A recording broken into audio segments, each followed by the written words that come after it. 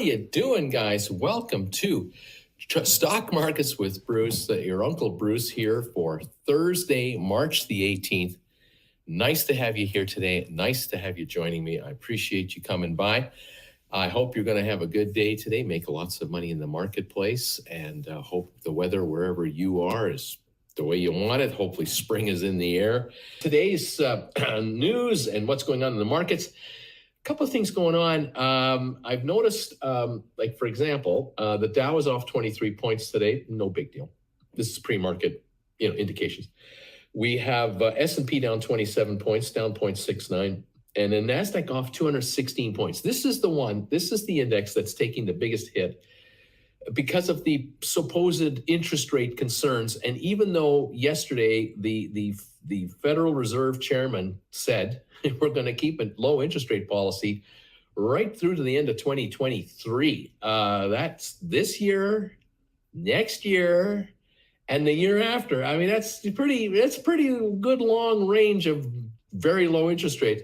The 10-year note, it touched 1.75. It touched it. It's tickling it. I think the U.S. dollar is down a little bit. If you're trying to protect your U.S. dollar holdings, you'll buy U.S. Treasuries if the yield is higher. So if the U.S. Treasury now pays 1.75, or at least that's what the market says it's paying, that's what it's trading at, not what the U.S. Treasury brings it out at, but that's where the market has it priced at right now. You're overseas, you buy American dollar-based 10-year note, you're locking in 1.75.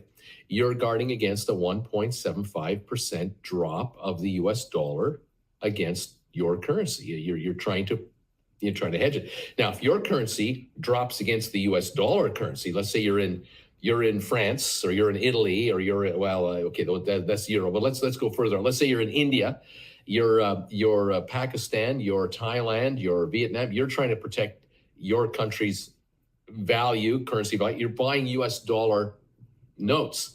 And if the U.S. dollar rises against your currency, you're a winner because you get the 1.75% in interest rate and a gain in the currency. On the other hand, if the U.S. dollar slumps a bit, it's being offset with a 1.75 interest rate. And it's this delicate high wire act going on between all the world currencies, which means all the world banks, every country's own national banking system is balancing their currency against U.S. currency against other currencies. And on goes the game. And then you have the bankers themselves, the hedge fund managers, the pension funds out there, the mutual funds, the insurance that's being purchased by currency speculators, and the amount of currency changing hands on a daily basis dwarfs the market like you cannot believe. You cannot compare the stock market dollars changing hands to currency changing hands or bonds changing hands. It's 100 times more. It's massive.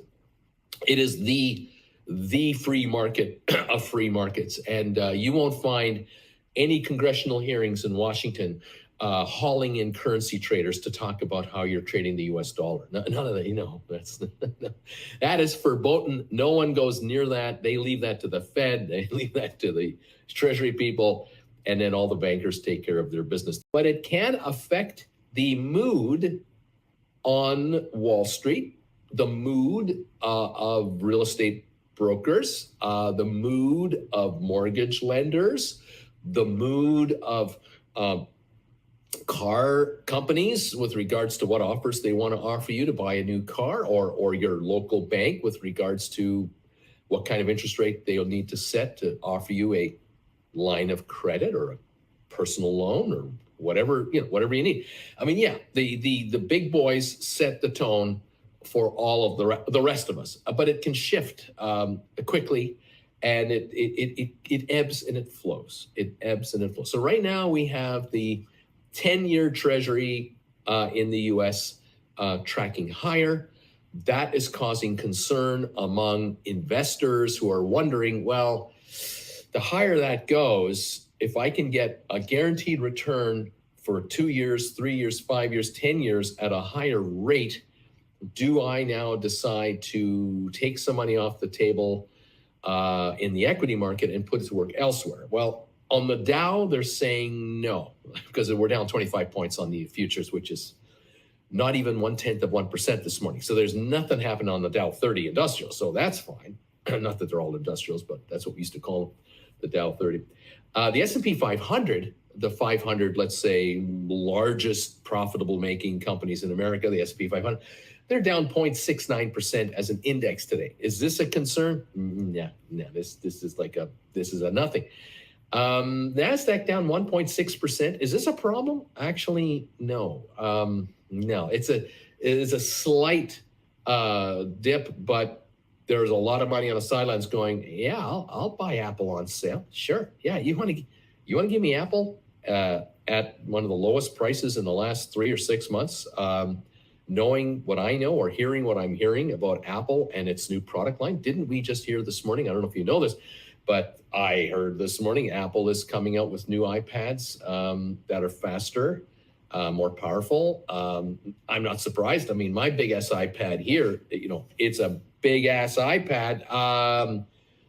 This baby was state of the art 2 years ago. Now it's not state of the art because that's how this business works. I mean, they come out and it's the hottest product for 6 months, 8 months, and then it's not the hottest product anymore because welcome to the new world as we regurgitate and regenerate and bring up newer, faster, stronger, sexier product every year now. Apple has now, and the indications are now that new computers and iPads are coming. Well, duh. I mean, has anyone been paying attention to Apple the last 20 years? I mean, Steve Jobs loved the presentation days, although he may have hated the idea of being on stage in front of a bunch of people and trying to show off a product that's a prototype and hoping it will work or not. But, he wanted to let everyone in on, this is what we're all about. This is where we're going. What's the rest of the world doing? Because here's where we're going. You coming with us or not? And so the world evolves. So yeah, there are people out there who are going, yeah, I'll pick up that Apple stock. Sure, you're giving it away? Yeah, I'll take it. But the same can be said for other FANG stocks. So Facebook and Alphabet, which is Google, and then you've got Netflix to a degree. You've got Microsoft. You have Amazon. Yeah, I mean, the Amazon people, they've been upgraded to go from. There was a stock analyst on TV yesterday saying Amazon will go to. We expect 4,000 a share sometime this year, 2021, but we expect long term. So beyond this year, 5,000 a share is doable. It's in the 3,000 range, 3,100. But if you look at that, you think about that, oh my God, it's going to go up $1,800 a share, $1,900 a share. Oh, that's crazy. Well, think about it this way. If the stock was a $30 stock, they're calling it to go $40 to $50 in the next 2 years. That's not outrageous prediction if a company is growing its business and footprint and profitability. So if they don't want to split the darn thing, 10 to 1 or 20 to 1, if they don't want to do a split and they want to keep this thing trading at 3,000 something a share, why? I do not know. Then fine, go. Then that's it.